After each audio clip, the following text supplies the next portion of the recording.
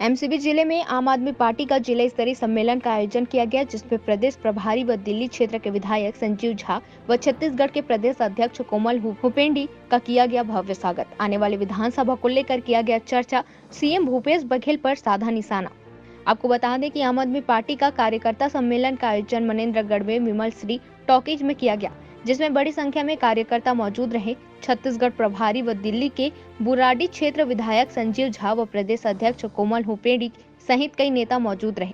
मुख्यमंत्री भूपेश बघेल पर साधा निशाना। कहा कि मुख्यमंत्री खुद कहते हैं कि भगवान राम के यहाँ चरण पड़े थे, उसे रेत माफिया उठाकर ले जा रहे हैं। किसान की बात की, नरवा की बात की, मैं जा रहा हूँ, देख रहा हूँ। गौठान की बात कर रहे मुख्यमंत्री। 50% गौठान है, नहीं फर्जी है, और जहां कहीं भी उससे लोगों को फायदा नहीं मिल रहा है, यह केवल विज्ञापन में देखने को मिल रहा है। आज जब आ रहा था तो कोरबा की सड़कें बदहाली पड़ी हुई है, किसानों के खेतों में टार का जाल है, किसान खेती नहीं कर पा रहे हैं। तो बार जो है मनेन्द्रगढ़ में था, वहाँ एक आपके पार्टी के सदस्य का भी नाम आया था जो आपके पार्टी में है, उसको लेकर सर क्या कहें? मुझे जानकारी नहीं है, अगर आप जानकारी हो तो आप जी, राकेश मितानी जी का नाम आया था उसमें सदस्यता सूची में, उसको लेकर भाजपा ने प्रदर्शन भी किया था और अवैध शराब के उस पर आरोप थे। आरोप है तो पुलिस जेल भेज दे, हम बिल्कुल नहीं कहने जाएंगे। देखिए, आम आदमी पार्टी अच्छे छवि वाले लोग और जो समाज के लिए संघर्ष करे उनके लिए जगह है। तो कोई भी व्यक्ति अगर मान लीजिए इसमें सम्मिलित है तो उस पर कार्रवाई की कांग्रेस की सरकार है, क्यों चुप बैठी हुई है, जेल भेजे। आने वाले समय में क्या संदीप पाठक जी आम आदमी पार्टी के चुनाव प्रभारी यहाँ पर? मुख्यमंत्री खूब कहते हैं कि भगवान राम की यात्रा यहाँ हुई। किसी साथी ने भी बताया कि उनका चरण भी यहाँ पड़ा था, उस चरण को यहाँ रेत माफिया उठाकर ले जा रहा है। आपने अभी किसान की बात करी, नरवा गरवा की बात करी, मैं जा रहा हूँ, देख रहा हूँ, गौठान की बात खूब कर रहे हैं मुख्यमंत्री। 50% गौठान तो है ही नहीं, फर्जी है, और जहाँ कहीं भी गौठान है उससे भी लोगों को लाभ नहीं मिल रहा है। ये सब योजनाएं केवल आपको विज्ञापन में देखने को मिलेगा।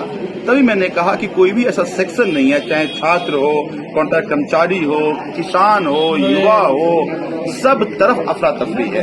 इसलिए मुझे लगता है कि आम आदमी पार्टी एक लोग उम्मीद के तौर पर देखते हैं और आम आदमी पार्टी मजबूती से चुनाव लड़कर एक विकल्प जनता के सामने हो। मैनिफेस्टो में रूरल इंफ्रास्ट्रक्चर के लिए क्या रहेगा आपका प्लानिंग?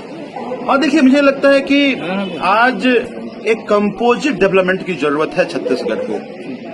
छत्तीसगढ़ में किसानों की बदहाली है। मैं अभी आ रहा था, कोरबा में देखा सड़कों की बदहाली है। आज मैं देख रहा हूं, चूंकि कोरबा से आगे आ रहा था, खेत के ऊपर तारों का नेटवर्क बना पड़ा है, किसान किसानी नहीं कर पा रहे हैं।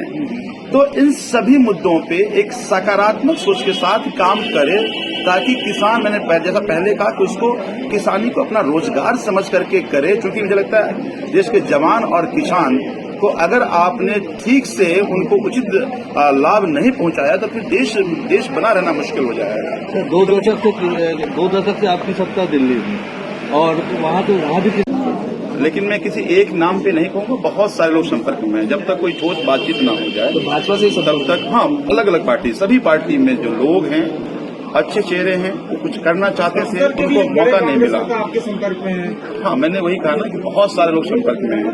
अब धीरे धीरे सर, मैं तो देखिए बयान भी दिए थे कि अगर सत्ता में बने रहना है तो आपकी कार्यशैली से काम करना सीखना होगा। हाँ, मैं कहता हूँ, मैं आपके माध्यम से आह्वान भी करना चाहता हूँ उन सभी नेताओं को जो ये मानते हैं कि आम आदमी पार्टी के गवर्नेंस के मॉडल से ही देश का विकास हो सकता है, वो छत्तीसगढ़ में आम आदमी पार्टी चुनाव लड़ रही है। एक प्लेटफॉर्म आकर के एक साथ खड़े होते हैं और जिस सपनों को लेकर यहाँ राज्य बनाया गया था उस सपनों को पूरा करते हैं। अगर टीएस बाबा आपसे शामिल होते हैं तो सीएम का फेस वही तो नहीं होंगे? सबका स्वागत है, वो सब तो चुनाव का टाइम में तय किया जाएगा कि हर वो अच्छे व्यक्ति जो छत्तीसगढ़ की भलाई के लिए चाहते हैं वो आम आदमी पार्टी ज्वाइन करें, और आम आदमी पार्टी के प्लेटफॉर्म पे हम सब लोग छत्तीसगढ़ को नए छत्तीसगढ़ बनाने का काम हम सब लोग करेंगे।